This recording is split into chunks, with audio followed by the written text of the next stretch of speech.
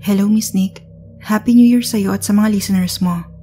Gusto ko pong i-share yung naging experience ng kapatid ko. Pero bago yon, i-share ko na rin ang mabilis ang dahilan kung bakit naisip ko na magpadala ng kwento sa'yo. Kahapon po kasi, may napakinggan ako sa podcast. Confession po iyon ng isang lalaking ginayuma ang ex-boyfriend para balikan siya. Pero hindi nagtagal, pinagsisihan niya rin ang ginawa niya kasi natakot na raw siya sa mga nangyari after niyang gayumahin ang boyfriend niya. Live-in raw po kasi sila ng ilang buwan. Sobrang in love sa isa't isa. Yung unang 3 buwan, nasa honeymoon period pa sila. Yung tipong ayaw mawala sa paningin ng bawat isa. Gustong laging magkasama. Pagkatapos ng honeymoon period, doon na raw nagsimulang magloko yung boyfriend niya. Hindi raw siya naniwala sa mga sumbong at hinala nung una kasi nga in love siya. Lumipas ang araw, palakas daw ng palakas yung kutob niya. Hanggang sa nahuli na nga niya na talagang nag-cheat yung boyfriend niya. Ang malala pa, yung ex-boyfriend niya ang kinita nitong boyfriend niya.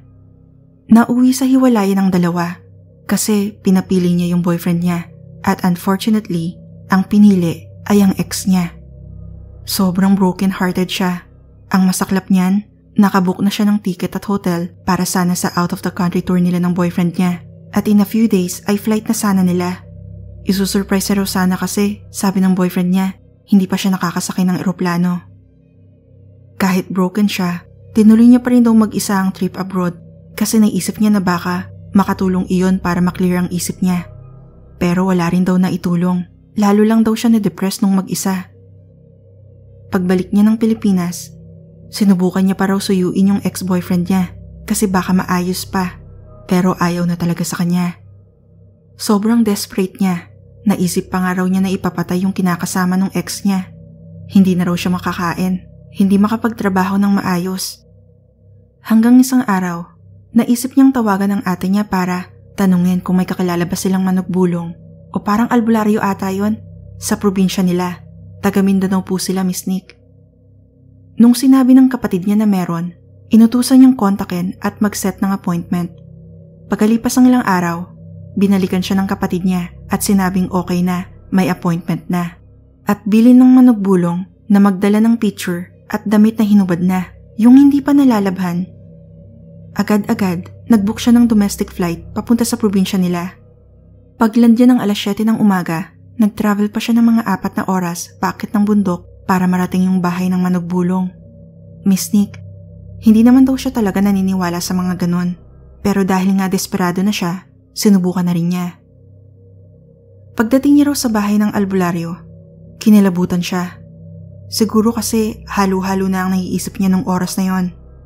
Pagpasok niya sa loob ng bahay, marami raw siyang nakitang rebulto ng mga santo.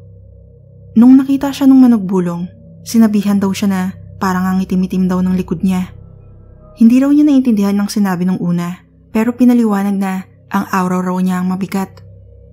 Sa isip niya, parang obvious naman na may pinagdadaanan siya dahil sa mugto ang mga mata niya, may eye bags at ngarag talaga ang itsura. Kumbaga, hindi na kailangan ng special powers para malaman yon. Pero dahil nga desperado siya, kahit hindi siya 100% naniniwala, tinuloy niya. Tinanong daw siya kung anong klaseng pagpapahirap ang gustong ipagawa. Gusto niya ba raw na pataihin ng pako, sumuka ng thumbtacks, o blade? Gusto ba raw niyang may malaking batuang tumubo sa tiyan? Mamamatay daw yon pag ganon, sabi ng manugbulong sa kanya. Nagulat daw siya. Kaya sinabi niya na ang gusto niya, nagayumahin ng ex niya para bumalik sa kanya. So, nilatag na ni Manong yung mga gamit niya para sa ritual niya ng panggagayuma. Itlog, kandila, kahoy, planggana, papel, at iba pa. Pero bago siya magsimula, hiningian siya ni Manong ng barya. Nung dumukot siya sa bulsa at iaabot kay Manong, hindi niya ito inabot. Bagkus, inutusan siya ni Manong na ilapag ang barya sa lamesa. Hindi ko po alam kung para saan ang barya. Kung may nakakaalam po ng purpose nun, paki-mention naman po sa comment section para mabasa ko. Balik tayo sa kwento. Mahabang oras din daw ang itinagal ng ritual. Kinuha rin ni Manong sa kanya yung picture ng ex niya at yung pinaggamitang damit. Nagdadasal ng mga salitang Latin. At habang ginagawa iyon ay patindi ng patindi ang kaba niya to the point na gusto na sana niyang mag-back out. Napapanood lang daw niya yung mga ganong eksena sa movies, pero iba raw talaga pag ikaw na mismo ang nakaka-experience. Nang natapos ang ritual at sinabi ni Manong na nabind na raw ang spell sa ex niya, binilinan daw siya ng isang bagay na kailangan niyang gawin once na magkasama na sila ng ex niya. Ito yung pagsampit ng ilang Latin na salita 3 beses araw-araw. Bandang 6:00 na raw yun ng gabi, Miss Nick. Bago raw siya umalis, sinabihan siya ni Manong na bago matapos ang gabi, kukontakin siya ng ex niya. Ngayon pa nga lang naiisip ka na niya eh, sabi pa raw ni Manong na ikinakababigla ng dibdib niya. Pagod na pagod siyang nakauwi sa bahay nila.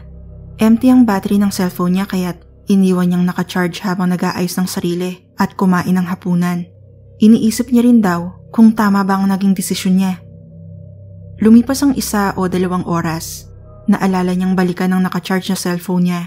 Inon niya ito at laking gulat niya sa buhos ng incoming messages at missed calls galing sa ex niya. Kinilabutan daw siya, Miss Nick.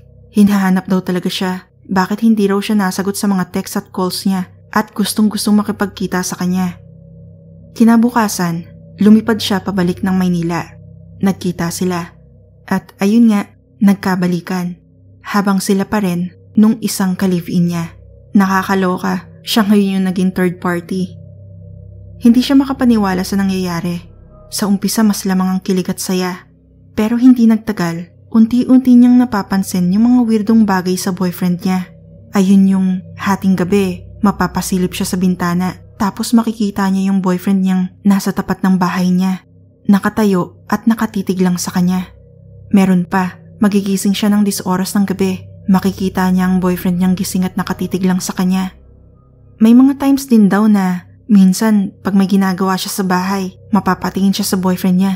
Nakatitig lang ito sa kanya. Blanco. Nangangayayat na rin ito. Ina-eyebags na rin. Dahil na rin sa takot at awa sa boyfriend niya, nag-decide siya na kontakin yung manugbulong para tapusin na yung gayuma. Miss Nick, naalala ko bigla yung nangyari sa kapatid kong lalaki. Nangyari to nung 2004. Nung time na yon, mga 22 years old yung kapatid kong lalaki. Taga Batangas po kami. Meron po siyang ka-live-in na 18 years old na babae. OFW po ako. At that time, nagbakasyon po ako sa Pinas. Pag uwi ko po galing airport, sinalubong ako ng kapatid ko na humahagulkol. Nagulat po ako, so tinanong ko kung anong nangyari. Ayun, kinuwento na niya yung nangyayari sa kanila ng ka-live-in niya. Doon po ako naawa sa kapatid ko, Miss Nick. 2 years na silang magkarelasyon ng ka-live-in niya. Siguro, dahil bata pa yung babae at talaga may kalandian, nakita po sa kanto namin na may kahalikang lasing na lalaki at pinsan pa namin. Nakaabot po sa kapatid ko ang sumbong. Kinonfront na rin niya ang pinsan namin tungkol doon. Ang sabi sa kanya ng pinsan namin, yung ano mong malandi lumalapit sa akin, alam naman na lasing ako. Yung pinsan ko po kasi may pagkababaero rin. Yung kapatid ko naman po, magagalit sa babae pero sa huli, siya rin ang susuyo at magpapatawad. Madalas po iyon. So, naisip namin na magpakonsulta sa albularyo. Nagpa-appointment po yung tita ko sa kilalang albularyo sa lugar namin. Pagpunta namin doon, hapon na po yun. Biyernes kami nagpunta kasi mas malakas ang powers ng albularyo. Ang haba ng pila, madami ang nagpapagamot. Nung turn na namin, kasama ko po nun yung tita at tatay ko lang. Walang alam yung kapatid kong lalaki. Pag-upo namin, tinanong kami ng albularyo kung anong sadya namin. Sabi ng tatay ko, may problema raw kasi siya sa anak niya. So pinasulat ng albularyo ang pangalan ng kapatid ko. Tapos tinignan niya. Tapos sabi ng albularyo, "Nako, malaking ano to. Kawawa anak niyo rito. Yung anak niyo, kumpirmado. Tapos ang sabi ng tatay ko, "Oo nga yan ang problema namin. Naawa nga ako." Hindi niyo ba alam na yung babae at pinainom ng gayuma? Di ba yung anak mo kahit anong pangluloko nito, maya-maya okay na ulit? Tanong ng albularyo. Oo nga po sabi ng tatay ko. O sige, mahirap to. Sabing ganun ng albularyo. Mahirap tong anuhin. Kasi yung anak mo, sobrang lalim ng ano po bang kailangan namin gawin? Tanong ng tatay ko. Kailangan may gagawa nito. At ang gagawa nito, dapat malakas ang loob. Ito na hong anak ko, sagot naman bigla nung tatay ko habang nakaturo sa akin. Oh, Neng, ito na gagawin mo. Miss Nick, meron po siyang binenta na parang bao, tapos may halaman o suloy sa loob. Sabi niya, alagaan ko raw yun hanggang sa matapos na yung pinapagawa niya. Huwag ko raw hayaang mamatay. Tapos sabi niya pa, o sige, kinakailangan mapainom niyo yan ng tae ng babae. Diring-diri po ako nung marinig ko yun, Miss Nick. Papaano naman namin gagawin yun? Sabi ng albularyo, basta raw, yun ang kailangan namin gawin. Gumawa raw kami ng paraan. Tapos, binigyan niya ako ng papel na may sulat ng Latin. I-memorize ko raw at dapat tuwing 6:00 ng gabi o bago matulog ang kapatid ko, dapat na orasyonan ko na. Hindi po nagpabayad ang albularyo. Ang pagkakaalam ko po kasi, hindi po nagpapabayad yung mga katulad nila. Pero pwede kang mag-donate. Kaya ang binigay po namin nun, mga nasa 300 pesos kasi sabi po ni tita. Chinek ko po sa internet, Miss Nick, kung Latin nga ba yung binigay sa akin. At totoo nga, kung itatranslate ko sa Tagalog, parang tanggalin ang sakit, ilayo mo ako, gumawa ka ng paraan. Parang ganun. Hindi ko na matandaan kung ilang beses ko nagawa yun. Basta na orasyonan ko siya. Yung tipong kunyari niyayakap ko siya, tas kakamustahin ko siya, pero sinasamahan ko na ng pasimpleng orasyon. Yung tinatapik-tapik ko yung kapatid ko habang sinasabi ko yon. So, ayun na. Kinausap ko si tatay. Sabi ko, Tay, papaano yung tae? Sige, ako nang bahala dyan, sabi ni tatay. Ang ginawa po ng tatay ko, nag-CR siya. Nilinis niya yung banyo. Tapos, binarahan niya yung inidoro. Dahil iisang bahay lang naman po kami nakatira lahat, may idea na kung anong oras nagbabanyo yung babae. So ito na nga, nag-CR na nga yung babae. Tas maya-maya lumabas, Uy, barado yung inidoro, paano yan? Ganon. So sabi ng tatay ko, Sige ako na, ako na bahala dyan. Nakakahiya, sabi ng babae. Hindi, ako na. Yung tatay ko patawa-tawa na sa akin kasi alam niya. Tapos, kumuha po siya ng maliit na porsyon ng tae. Ibinilad po namin sa bubong namin. Pinapatuyo namin. Kasi ipapowder namin yun Dahil lang naisip namin ay ihalo sa kape ng kapatid ko. So ito na. Na-powder na namin yung tae. Konting-konti lang naman po, Miss Nick. Wala pang isang pinch. In-invite po ni tatay ang tita ko sa bahay namin isang gabi para magkamustahan. Doon po kami sa terrace nagtipon. So andun din po yung kapatid kong lalaki, pati na yung ka-live-in niya. Kinamusta siya ni tita. Ayun, matamlay ang itsura. Tapos sabi ng tita ko, O siya, magkape muna tayo. Tapos sinamahan ko yung tita ko sa loob ng bahay para maghanda ng kape. Tinandaan po namin yung tasa na para sa kapatid ko kasi mahirap na magkamali. Tapos po, nung daladala na namin ni tita yung mga kape, ako na yung kumuha ng para sa kapatid ko. Tapos sabi ko, magkape ka na, ikaw talaga kahit kailan. Alam mo yung inaaliw ko lang yung kapatid ko para hindi siya makaramdam ng may something nung gabing yon. At habang ginagawa ko yon, naglalatin-latin na naman ako sa isip ko. Natuloy ang kamustahan, nagkwentuhan, habang nainom ng kape.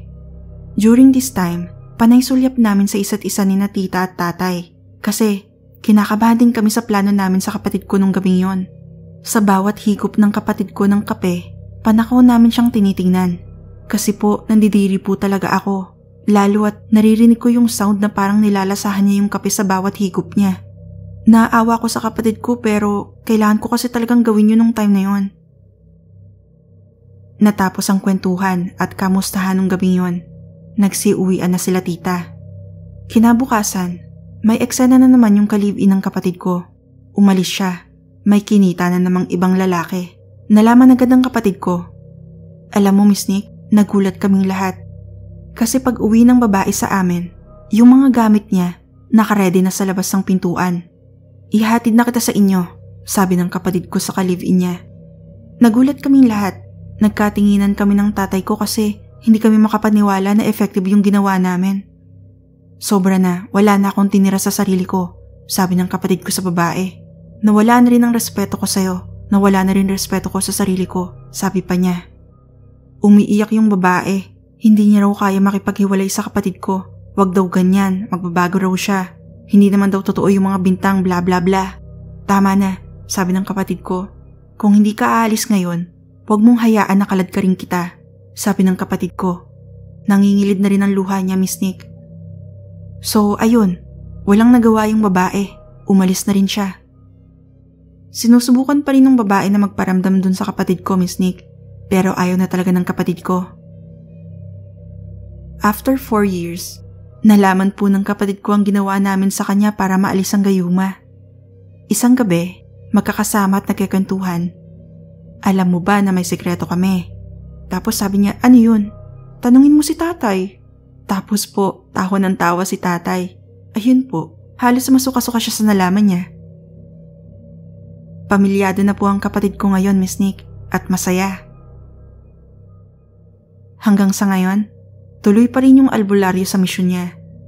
Tuwing naaalala ko yon, na-amaze pa rin ako sa albularyo at kung papaano namin napawalang bisa yung gayuma. Maraming salamat po sa pakikinig. Magandang gabi.